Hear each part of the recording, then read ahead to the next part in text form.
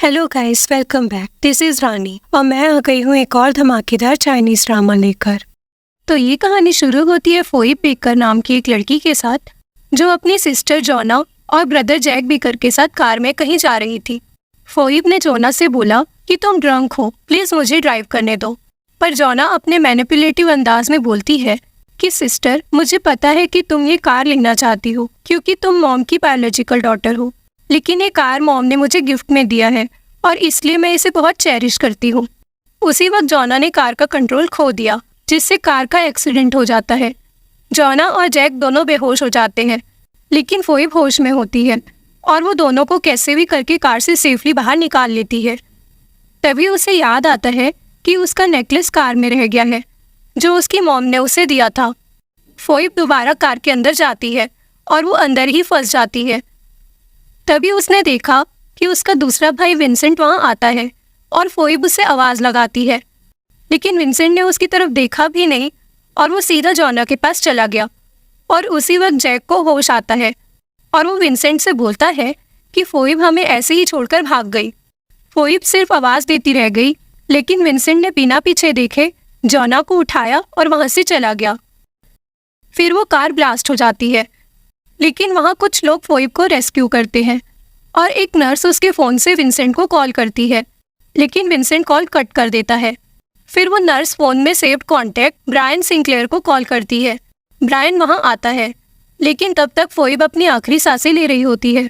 उसके दिमाग में सिर्फ एक बात आती है कि अगर उसे दोबारा चांस मिलता है तो वो कभी बेकर फैमिली को अपनी फैमिली नहीं चाहेगी। उसने ब्रायन को देखा और फिर वो मर जाती है, लेकिन कहानी यहीं ख़त्म नहीं होती। फोइब अचानक उठती है और वो खुद को एक हॉस्पिटल में जिंदा पाती है। वो वहाँ रखा कैलेंडर देखती है, जिससे उसे पता चलता है कि वो एक्सीडेंट के 3 महीने पहले वापस आ गई है। उसे याद आता है यही वो वक्त था जब जोना ने उस पर इल्ज़ाम लगाया था कि उसने उसे पुल में धक्का दिया, जबकि जोना ने खुद जंप किया था। हॉस्पिटल बेड पे लेटे लेटे उसे समझ आता है उसने अपने पूरे दिल से बेकर फैमिली को अपनाया था, लेकिन उनको सिर्फ जोना की ही परवाह थी। इवन उसकी डेथ के बाद भी उन लोगों ने एक बार भी उसके बारे में नहीं सोचा। तभी उसके 3 भाई वहां आते हैं और उसको मॉक करते हैं कि हमें नहीं पता था कि तुम सिंपैथी लेने के लिए इतना नीचे गिर सकती हो, और वो कहते हैं कि जाओ और अभी जोना से माफी मांगो। लेकिन इस बार फोइब ने खुद के लिए स्टैंड लिया और अपना आईवी निकाला और बोला कि मैं अपना हॉस्पिटल बिल खुद पे कर लूंगी और आज के बाद उसका बेकर फैमिली से कोई लेना देना नहीं है। और फिर वो वहां से चली जाती है। जैक विंसेंट से बोलता है कि उसे जाने दो, कुछ दिन बाद वो खुद घुटने के बल वापस आ जाएगी। फोइब हॉस्पिटल से बाहर निकलती है और एक एल्डरली वुमेन को एक बेंच में बैठे हुए देखती है। तभी उसके फ़ोन पर किसी का कॉल आता है और वो कहता है कि मास्टर हीलर प्लीज़ वापस आ जाइए, और फोइब एग्री हो जाती है।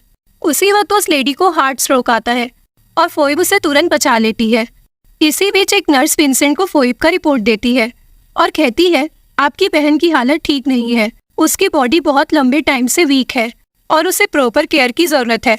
दोनों भाई बिना कुछ कहे वहाँ से चले जाते हैं, पर विंसेंट किसी को कॉल करके कहता है कि चेक करो कि फोइब डेली क्या खाती थी और वो इतनी वीक कैसे हो गई। दूसरी तरफ फोइब उस एल्डरली वुमेन से नंबर एक्सचेंज करती है और वो लेडी बोलती है कि मेरा एक हैंडसम ग्रैंडसन है और तुम उसके लिए परफेक्ट हो। फोइब ऑकवर्डली कहती है ग्रैंडमा, इसकी कोई ज़रूरत नहीं है, और फिर वहाँ से भागने लगती है। तभी वो ब्रायन से टकरा जाती है और उससे याद आता है कि ये वही लड़का है जो उसके लास्ट मोमेंट में उसके साथ था। ग्रैंडमा फोइब को ब्रायन से इंट्रोड्यूस करवाती है और वो कहती है कि यही मेरा ग्रैंडसन है। ग्रैंडमा ये भी कहती है कि तुम हमारे साथ चलो, हम तुम्हारा अच्छे से ध्यान रखेंगे। फोइब एग्री हो जाती है, पर वो कहती है कि पहले उसे अपने घर कुछ लौटाने जाना है। फोइब घर आती है और वो सीधा जोना के पास जाती है और बोलती है क्या फिर से कुछ चुरा के बेचने का प्लान बना रही हो। जोना ने फिर अपना ट्रू कलर्स दिखाया और बोला जाओ, जिसको बताना है बता दो, वैसे भी कोई तुम पे बिलीव नहीं करने वाला। फोइब ने बोला अब मुझे बेकर फैमिली के ड्रामे में कोई इंटरेस्ट नहीं है। तभी उसकी मॉम और तीनों भाई वहां आते हैं और जोना दोबारा फोइब पर इल्ज़ाम लगाती है, इस बार मॉम का ब्रेसलेट चुराने का, जो असल में उसने खुद चुराया था। फैमिली ने फिर से फोइब की इंसल्ट की और जोना फिर से इनोसेंट होने का नाटक करने लगी। फोइब ने बोला कि मैंने कुछ नहीं चुराया है और अब मैं ये दोबारा नहीं बोलूंगी क्योंकि मुझे तुम बेकर परिवार की कोई चीज़ नहीं चाहिए। उसने अपना नेकलेस तोड़ दिया और कहा कि उसके पास इस फैमिली का बस ये नेकलेस ही था जो मॉम ने उसे गिफ्ट में दिया था, वो भी इसलिए क्योंकि जोना को ये पसंद नहीं आया था। फिर भी विंसेंट उसको बोलता है कि जिद मत करो और जोना से माफी मांगो। फोइब ने बोला, अगर आप लोगों को यही लगता है कि मैंने जोना को पुल में धक्का दिया था तो मैं एग्री करती हूँ। और इस बार फोइब सच में जोना को पुल में धक्का दे देती है। जब सब जोना को बचाने के लिए भागते हैं, फोइब बोलती है कि आज से वो सिर्फ अपने लिए जिएगी